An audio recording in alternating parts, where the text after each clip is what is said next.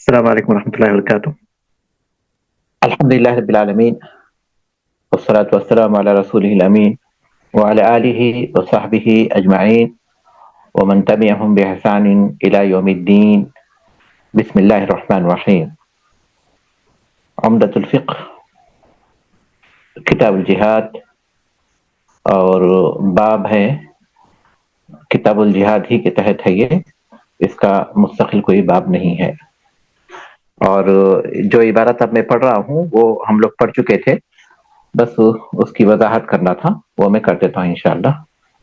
وَيَجُوزُ تَبْيِيتُ الْكُفَّارِ وَرَمْيُهُمْ بِالْمَنْجَنِيقِ، اور کفار پر رات میں حملہ کرنا جائز ہے، اور اسی طرح منجنیق سے ان پر حملہ کرنا یا منجنیق سے ان کی جانب پتھروں کو پھینکنا. کافروں پر رات کے وقت حملہ کرنا جائز ہے. رات کا وقت عام طور پر غفلت کا ہوتا ہے، تو اب یہاں سوال پیدا ہوتا ہے کہ ایسے وقت پر جب کہ لوگ غافل ہوتے ہیں تو حملہ کرنا درست ہو سکتا یا نہیں ہو سکتا؟ تو مولوی رحمۃ اللہ علیہ کہتے ہیں کہ یہ جائز ہے، الا یہ کہ اگر شک ہے کہ ہو سکتا یہاں رہنے والے مسلمان ہوں تو ایسی صورت میں صبح کی اذان تک کا انتظار کرنا ہوگا. اگر اذان ہوتی نہیں کیا جائے گا، اگر نہیں ہوتی ہے تو کیا جائے گا. تو رات کے وقت حملہ کرنا چونکہ اس میں نقصان کم ہوگا اسلامی فوج کا، اور اس میں احتیاط پائی جاتی ہے، اس حیثیت سے ان پر رات کے وقت حملہ کیا جا سکتا ہے. اور حقیقت یہ ہے کہ اس حملے میں دونوں جانب سے بھی نقصان کم ہوگا، کیونکہ دوسری جانب سے بھی جب ٹکراؤ نہیں ہوگا تو ظاہر ہے کہ پھر کوئی بڑی جنگ نہیں ہوگی. بنیادی طور پر یہ صورتحال جیسی ہوگی اس کے مطابق فیصلے کیے جائیں گے، لیکن اگر رات کے وقت جنگ کرنے کا فیصلہ کیا جاتا ہے تو وہ جائز ہوگا. اور اسی طرح منجنیق، بڑے بڑے پتھر رکھ کر پھینکے جاتے تھے، آج تو اس کی جگہ پر بہت سی چیزیں آ گئیں جس میں جو بہت تباہ کن ہے، تو ان کے ذریعے دشمنوں پر وار کرنا جائز ہوگا، چاہے منجنیق ہوں یا پھر راکٹ ہوں یا پھر جنگی طیارے ہوں وغیرہ وغیرہ، تو ان کے ذریعے حملہ کیا جا سکتا ہے. لیکن اس بات کا خیال رکھنا بہرحال ضروری ہے کہ نقصان جن لوگوں کو نقصان پہنچانا مقصود ہے اس سے زیادہ لوگوں کو نہ نقصان پہنچتا ہو، یعنی جو قتال کرنے والے ہیں، جنگ کرنے والے ہیں، ان تک رہے. لیکن اس کے باوجود بھی ہو سکتا ہے کہ بعض اوقات تمیز کرنا مشکل ہو جائے، تو جہاں تمیز کرنا مشکل ہو جائے وہ معاف ہوگا، کیونکہ وہ انسان کے بس میں نہیں ہے. لیکن ان ہتھیاروں کا استعمال جائز ہے دشمنوں کو شکست دینے کے لیے. وَقِتَالُهُمْ قَبْلَ دُعَائِهِمْ، اور ان کو اسلام کی طرف بلانے سے پہلے ان سے جنگ کرنا جائز ہے، لیکن یہ مشروط ہے اس بات کے ساتھ کہ ان تک اسلام کی دعوت پہنچ چکی ہو، کیونکہ اللہ کے رسول صلی اللہ علیہ وسلم کا اور صحابہ کا یہ معمول تھا کہ جب کسی شہر پر جاتے حملہ کرنے کے لیے یا ان سے جنگ کرنے کے لیے تو سب سے پہلے ان کو اسلام کی دعوت دیتے. اگر اسے قبول کر لے تو ٹھیک ہے، نہیں تو ان کو جزیہ قبول کرنے کے لیے کہتے. اگر وہ بھی قبول کر لے تو ٹھیک ہے، ورنہ پھر اس کے بعد ان سے جنگ کرتے. تو جنگ جو ہے وہ تیسرے مرحلے میں ہے یا تیسرے درجے میں ہے. ان لوگوں سے جنگ کرنے کی بات جن کے پاس اسلام کی دعوت نہیں پہنچی ہے. اگر ان کے پاس اسلام کی دعوت پہلے سے پہنچ چکی ہے لیکن وہ ایمان نہیں لائے تو ان کو چونکہ دعوت تو پہنچ چکی ہے تو دعوت دیے بغیر بھی ان سے جنگ چھیڑی جا سکتی ہے.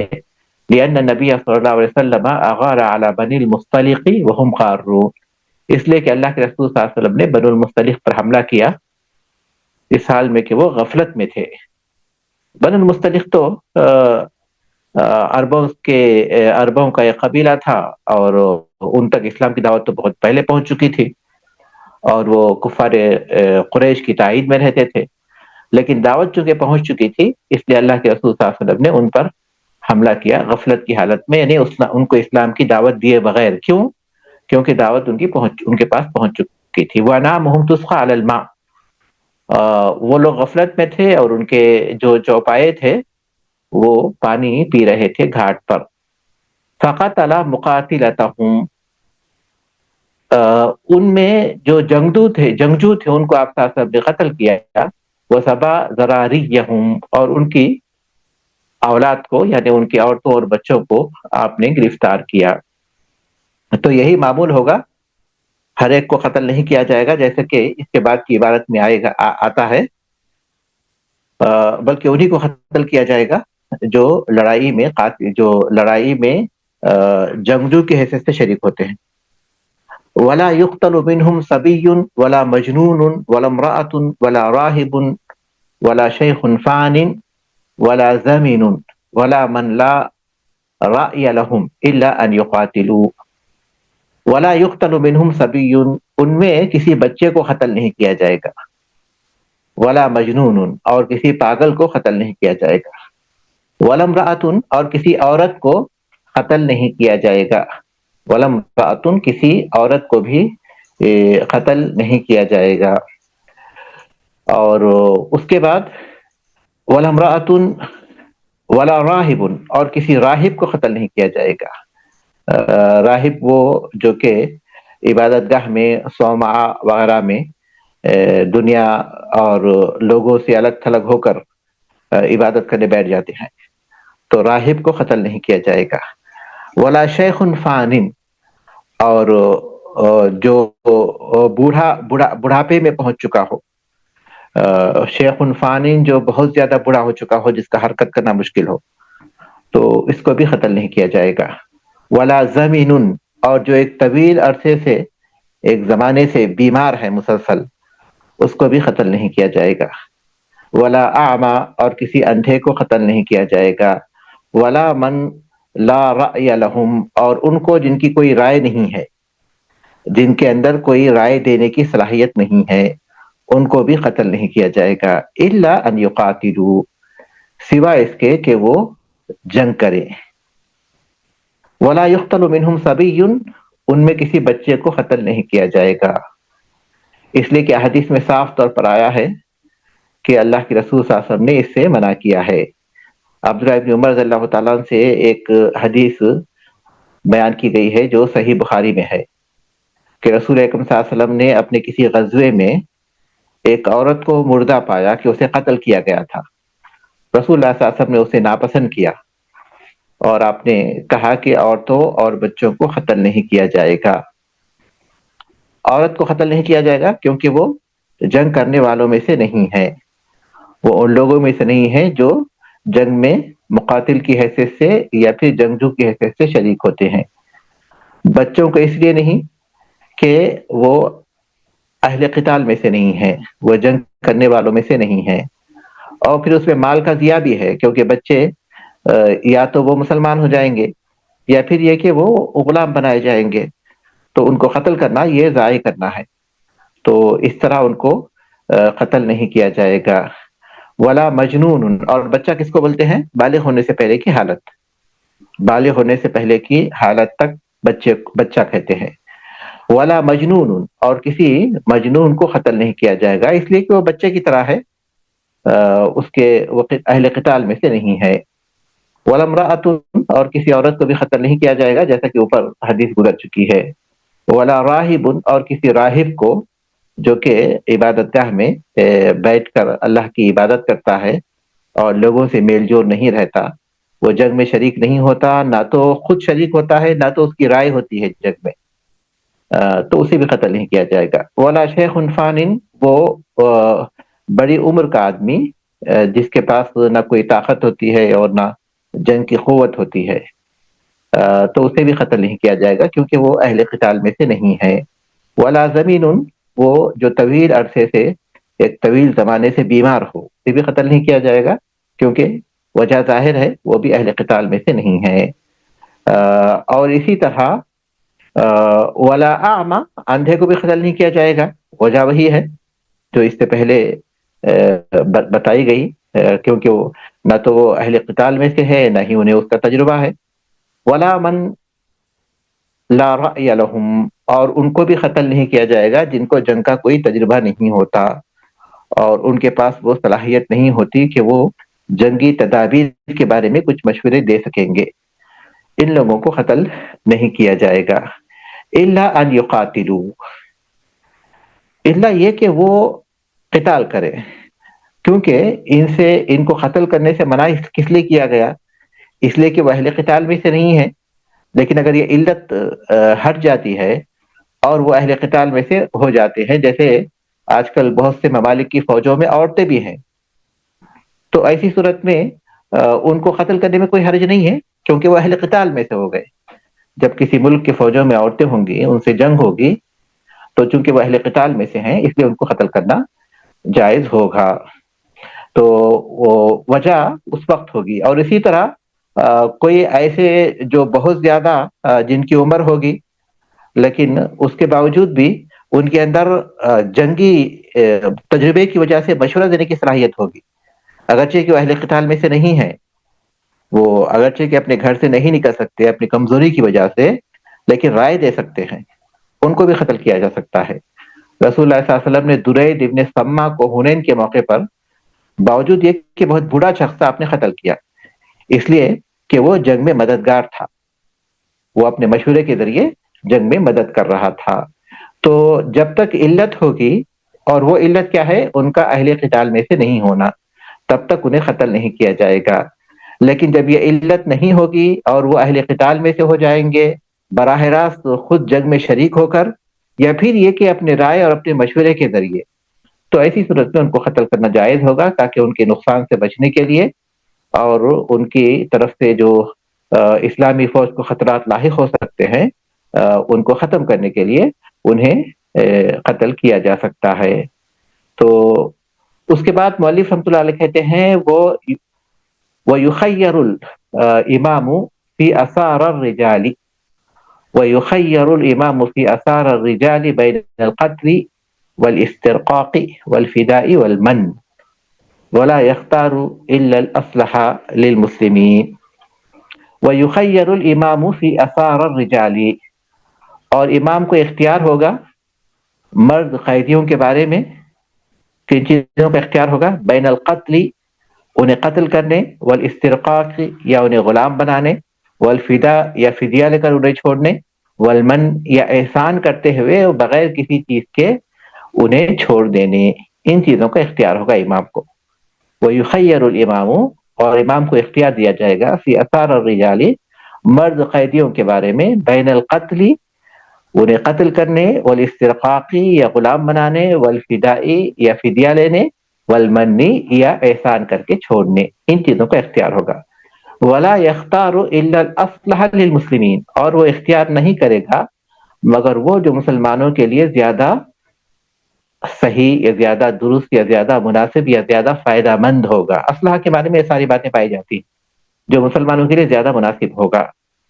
تو اوپر مؤلف رحمۃ اللہ علیہ نے ان لوگوں کا ذکر کیا جن کو قتل نہیں کیا جا سکتا، اور وہ ساری تفصیل کے ساتھ ہیں، عورتیں ہیں، بچے ہیں، راہب ہیں، وغیرہ وغیرہ۔ اب یہاں ان لوگوں کا ذکر کر رہے ہیں جن کو قتل کیا جا سکتا ہے، اور پھر اس کے بعد وہ قیدی بن جاتے ہیں، جنگ کے جو قیدی ہوتے ہیں، اب ان کا ذکر کر رہے ہیں کہ ان کے ساتھ کیا سلوک کیا جائے گا۔ دارالحرب میں جو قیدی بنتے ہیں، یا تو وہ عورتیں اور بچے ہوں گے، انہیں قتل نہیں کیا جائے گا جیسا کہ اوپر گزر چکا، انہیں لونڈی اور غلام بنایا جائے گا، اور یا وہ مرد ہوں گے۔ مردوں کے بارے میں 4 چیزوں کا اختیار ہوگا جو مسلمانوں کی امیر ہیں ان کو۔ اس میں سب سے پہلی چیز ہے انہیں قتل کرنے کا، کیونکہ وہ اہل قتال میں سے ہے۔ اگر انہیں قتل کرنے میں مسلمانوں کی قوت کا اظہار ہوتا ہو، یا ان کے نقصان سے بچنے کی تدبیر ہو سکتی ہو، وہ تدبیر کہلا سکتی ہے انہیں قتل کرنا، تو ایسی صورت میں انہیں قتل کیا جا سکتا ہے۔ اللہ کے رسول صلی اللہ علیہ وسلم نے بنو قریظہ کے لوگوں کو قتل کیا تھا، بنو قریظہ کے جو یہودی تھے، جبکہ اس سے پہلے جو دوسرے قبیلے تھے یہودیوں کے، چاہے وہ بنو قینقاع ہوں یا پھر بنو نذیر ہوں، ان کو رسول اکرم صلی اللہ علیہ وسلم نے مدینے سے نکل جانے کا حکم دیا تھا، لیکن بنو قریظہ کے بارے میں فیصلہ ہوا تھا کہ انہیں قتل کیا جائے، کیونکہ ان کا جرم اتنا سنگین تھا. غزوہ احزاب کے موقع پر انہوں نے مسلمانوں کے ساتھ غداری کی تھی، مسلمانوں کے ساتھ بدہدی کی تھی، اور کفار قریش کی ہمتوں کو انہوں نے بلند کر دیا تھا مسلمانوں کو نقصان پہنچانے کے لیے.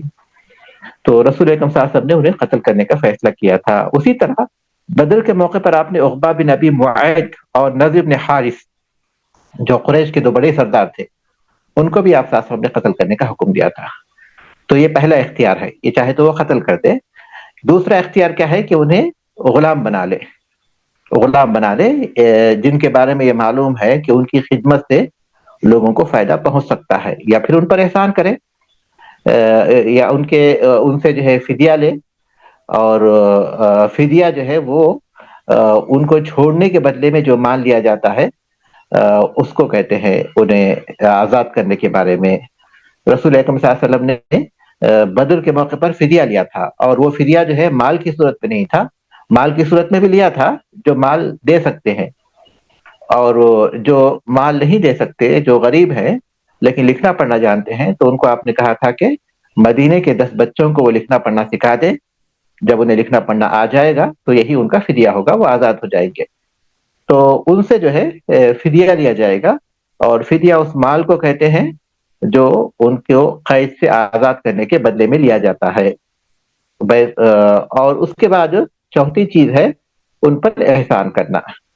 احسان کرتے ہوئے جن کے بارے میں معلوم ہے کہ ان پر احسان کیا جائے گا تو یا تو وہ مسلمان ہو جائیں گے، یا پھر کم سے کم مسلمانوں کے لیے خطرہ نہیں بنیں گے. اللہ تبارک نے فرمایا کہ حتی اذا اسخنتموہم فشدوا الوثاق فاما منا بعد واما فداء. جب تم خوب انہیں قتل کر دو، اس کے بعد پھر انہیں باندھ دو، یعنی قیدی کر لو. جب ان کی قوت ختم ہو جائے گی اس کے بعد انہیں قیدی بنا لو. اس کے بعد یا تو احسان کر دو ان پر، ان کو چھوڑتے ہوئے، یا پھر یہ کہ ان سے فدیہ لے لو. رسول اکرم صلی اللہ علیہ وسلم نے سمامہ بن اسال اور ابو العاص بن ربی، جو کہ حضرت زینب رضی اللہ تعالیٰ عنہ کے شوہر تھے، ان پر احسان کرتے ہوئے ان کو چھوڑ دیا تھا. اور سمامہ بن اسال بھی جو مسلمان ہوئے تھے، اور ابو العاص بن ربی بھی مسلمان ہوئے تھے. اور سب سے بڑی بات، اللہ کے رسول صلی اللہ علیہ وسلم نے فتح مکہ کے موقع پر مکے کے پورے لوگوں کو رسول اکرم صلی اللہ علیہ وسلم نے بغیر کسی فدیے کے ان کو چھوڑ دیا تھا. اس کا نتیجہ یہ ہوا کہ ایک بڑی تعداد جو ہے مسلمان ہوئی، اور پھر مکے میں کوئی بھی ایسا شخص باقی نہیں رہا جو کہ کافر ہو. تو ان باتوں کا اختیار ہوگا کس کو؟ مسلمانوں کے امیر کو، جو اپنے فوجیوں میں جو اہل الرائے ہیں ان سے مشورہ کر کر فیصلہ کرے گا. ولا يختار الا الاصلح للمسلمین، اور وہ انتخاب نہیں کرے گا مگر وہ جس میں مسلمانوں کے لیے بہتری ہوگی. اس لیے کہ یہ ساری چیزیں ایسی ہیں جس کا تعلق مسلمانوں کی مصلحت سے ہے. اگر ان کے قتل میں مسلمانوں کی قوت و شوکت کا اظہار ہوتا ہو اور پھر دشمنوں کی ہمتیں پست ہوتی ہوں تو وہ مسلمانوں کے لیے اسلحہ ہے.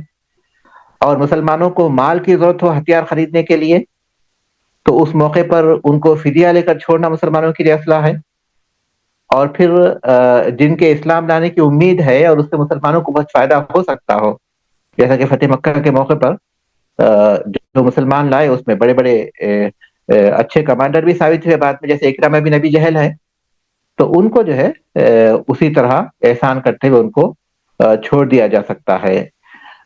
یا تو ان کو جو ہے قتل کرنے میں اگر مسلمانوں کی قوت و شوکت ہے تو ان کو قتل کریں گے، نہیں ان کی خدمت سے فائدہ ہوتا ہے تو ان کو جو ہے غلام بنائیں گے.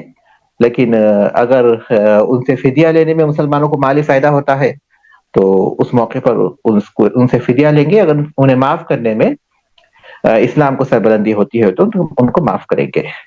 وَإِنِ اسْتَرَقَّهُمْ أَوْ فَادَاهُمْ بِمَالٍ فَهُوَ غَنِيمَةٌ وَلَا يُفَرَّقُ بَيْنَ السَّبْيِ بَيْنَ ذَوِي رَحِمٍ مَحْرَمٍ إِلَّا أَنْ يَكُونُوا بَالِغِينَ.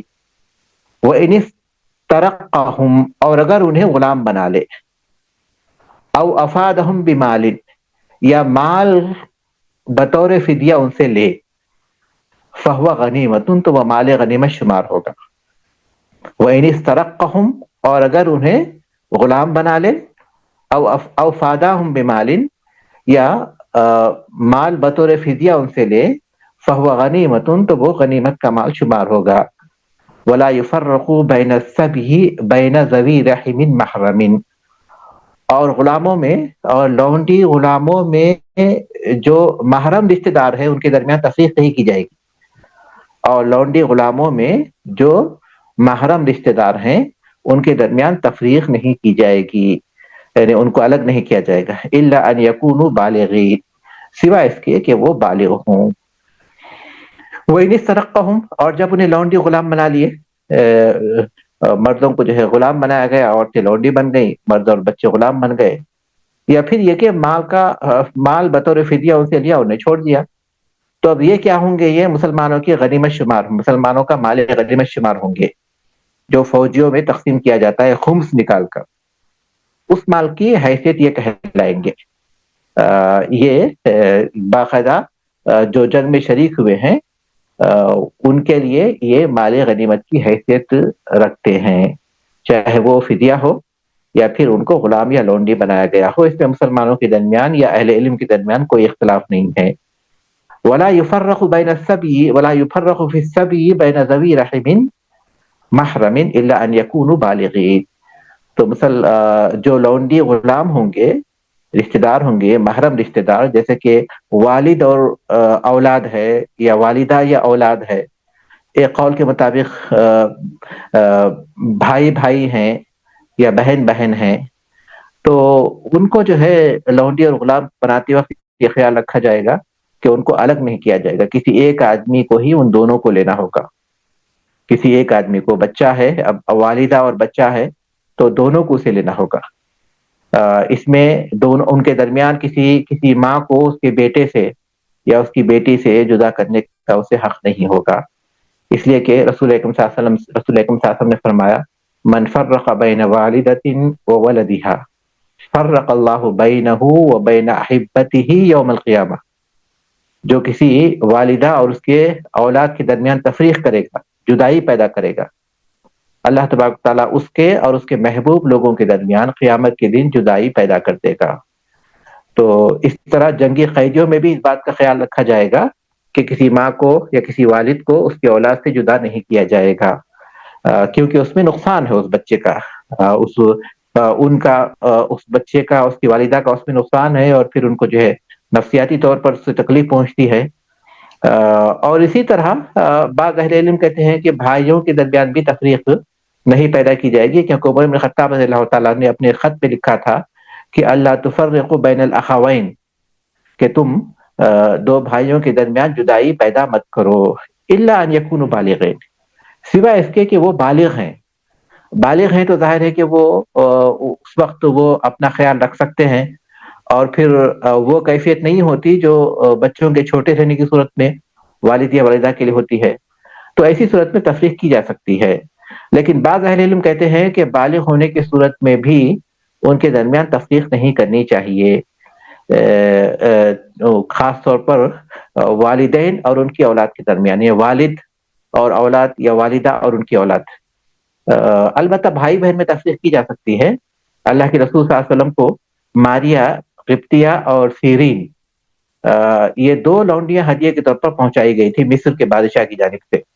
رسول اکرم صلی اللہ علیہ وسلم نے ماریہ کو، دونوں بہنیں تھیں، رسول اکرم صلی اللہ علیہ وسلم نے ماریہ کو اپنے پاس رکھا اور سیرین کو حسان بن ثابت رضی اللہ تعالیٰ عنہ کے حوالے کیا.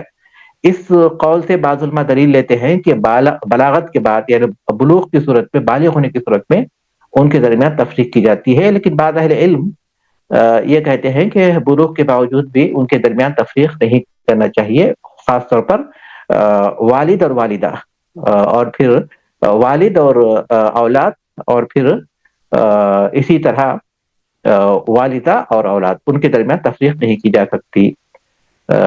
تو بہرحال اس موقع پر اہل علم میں سے جو جس قول کو وہ ترجیح دے اس پر عمل کیا جائے گا. لیکن بنیادی بات یہ ہے کہ بلوغ تک تو ان کے درمیان تفریق نہیں کی جاتی، اس میں کسی کا اختلاف نہیں ہے.